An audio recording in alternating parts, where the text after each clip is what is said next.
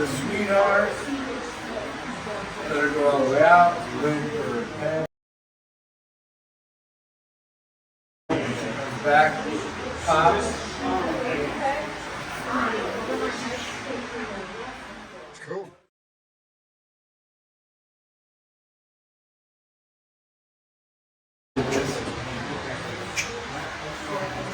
Pop. Then we rotate all the way. Boom. Boom.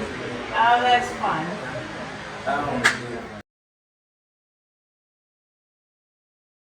This is the way to do it, so you get kind of used to the motion. So half it left to left.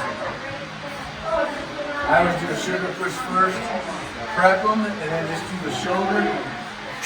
Let her turn and get her in. Okay? That's the shoulder. That's the simple. Again, 1, 5 and 6, J hook, boom, hook. Okay, now the smile one. You know, like I was smiling. Touch the tickle spot right here on the hip. Yeah?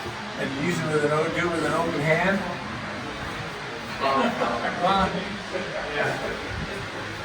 The connection's really loose That way. between 4, 5, and 6.